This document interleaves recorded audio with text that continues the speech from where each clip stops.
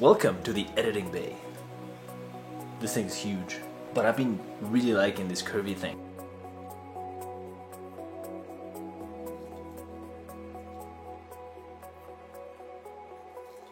I'm excited to edit with it. So right now I have imported my memory card to my hard drive.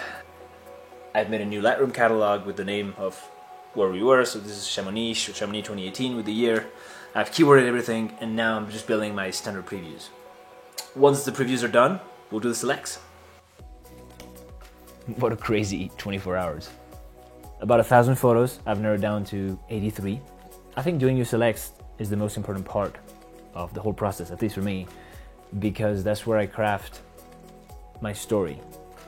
I'm picking images that go well as a set, but that don't handhold the viewer through the whole thing. It's not about being too obvious, it's more about leaving room for imagination. So I just show you my selects. So this is on the way up.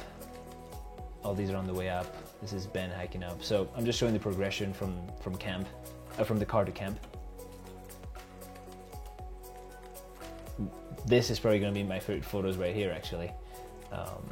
I've all put them with 4 stars, but this was really unexpected. This is usually dry. This lake doesn't exist, but it's been such a good winter that it's just full of snow and full of water. So it's really unexpected. It was so good at the end of the day.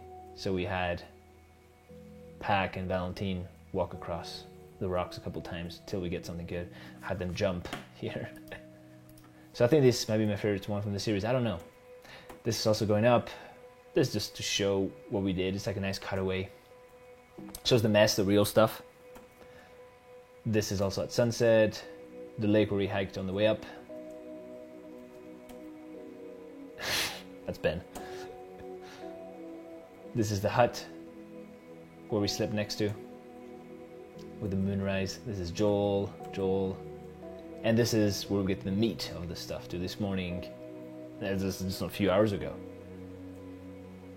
And I like these because obviously the conditions were pretty shitty. There's no sunrise happening, but we still made it happen with using the flashlights and going to shoot before sunrise. Like we woke up at 4:30, so we had to be here at 5 before the sunrise. And there's this window of time where you can shoot with your headlamp, and it looks pretty great. I like these a lot. There's some portraits just to cut away from the epic scenes. Yeah, this is the kind of sunrise it was. And then this is all bonus after that. I like this portrait a lot. I had Valentine shine her light on Pac. He's not even aware that I'm taking his photo. I like this one a lot. There's the grass going up.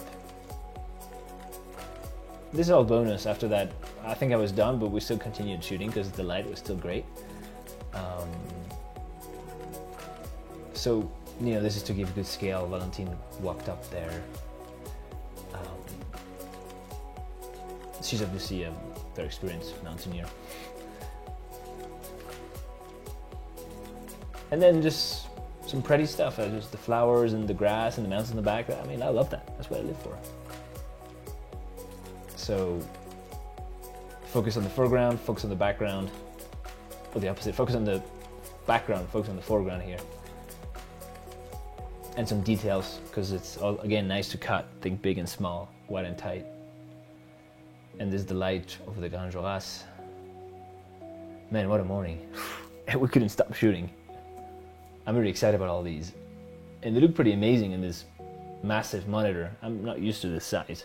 But I feel like I don't even need to edit them. They just look like ready to go. We'll still edit them, because that's the fun. That's Joel going up, and there's the way down to the car, the lake again, the good light. And that's it. It was one of the best days in the mountains, I think. Just because the team we had, it was good times, and the weather was perfect. Selects are done. Now, I'm going to go ahead and edit my favorite photo of the trip for you guys. I just finished editing this image, and I'm going to walk you through the 4 steps that I took. First one is, I used one of my presets here that I made in Mexico. They're pretty mellow, They're not too crazy. So I apply one of these presets just to start as a base. And what this preset does is that it makes my shadows a little warmer. It makes my highlights a little cooler. And it plays with my curves here to make a little bit of contrast. That's it. This is the preset, what the preset did. So very mellow adjustments, but it saves me time in the long run when I have like 83 images to do. And then after using my preset, I applied a gradient filter that I threw on the sky here, just to darken it a little bit, so it mirrors the lake here, that it's dark like this. So I'm just mirroring the same thing here. Third is my radial filter in the middle of the image right here, and what I did with it is there's actually two. One here for a bit of contrast here, and then this big one, I just added some sharpness to the image because I remove, what my preset does is that it removes clarity. Then a bit of contrast, bit of exposure, and warm up that zone. A little more purple too. And I used a little bit of dehaze because I feel like it's really hazy back there. At the end of the day, it gets a little hazy. And then last and not least, I made my water a little more green, a little more teal, because I like it like that. If you look at my feed, all of my water has the same color, and I strive for that. It is right here. I just use the HSL tool to do that. And now I'm just gonna throw my image into Photoshop to finish it. This is pretty cool. I got Photoshop on the left, Lightroom on the right, and I still have two full-on workspaces on each side. So I finished my image onto Lightroom, now it's on Photoshop. But I got both things open. How cool is that? But before we go into Photoshop, I want to take a little break from the editing. I have something to share with you. It's actually 3 points, really quick, but I kind of live by them. First one is, I want to edit for timeless images. I don't want to look back to my images in 1 year, 2 years, 5 years and cringe. First one, so timeless. Think more subtle. It's got to age well. Number two, it's big, is I don't want to spend more than 5 to 10 minutes editing an image. If I spend more than that, for me at least, it means the image is not good. And also, I'm not patient enough. I'd rather be shooting more photos anyways. I know some people spend hours editing, and that's great. I could just never do that.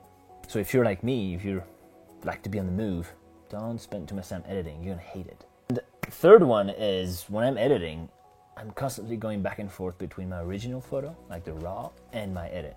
Always to keep, kind of goes back to point one of being timeless. So that's it. Now let's go into Photoshop. We're in Photoshop now. I've just done a few adjustments. Key one is the curves. I played with my curves here. Let me show you what I did. So really subtle. I just saved my shadows a bit. You can see the before and after. So I just tamed my shadows and also dropped my highlights a bit. See that it's more muted because I thought it was a little too contrasty, and you see that on white more.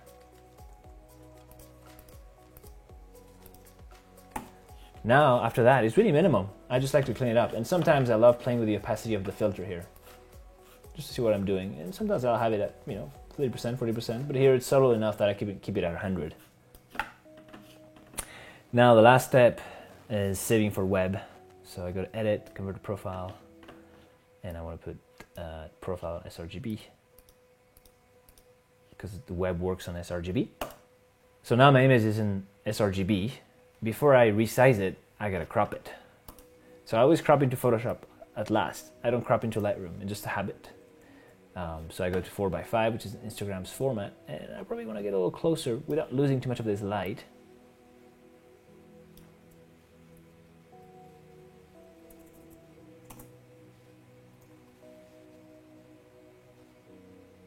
Just like that.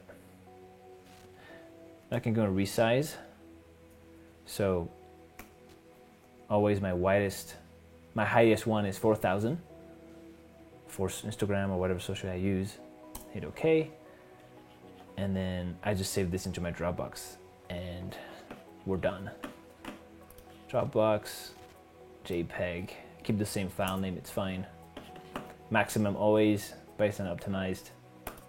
Boom.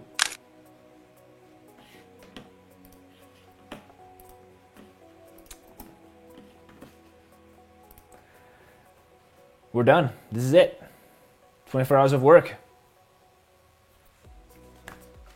I hope this film will inspire you to go kick ass at your own photos. I'm just giving you my ingredients, because it's okay to take ingredients from other creators and add them to your own cooking. Nothing is really created, it's all a mix of things. And it's not because I have this audience on Instagram that I'm a better photographer in any way. That stuff doesn't matter. At the end of the day, what matters is that you give a little piece of you in every image you make. Shoot things you know, your own reality. Don't try to be someone else.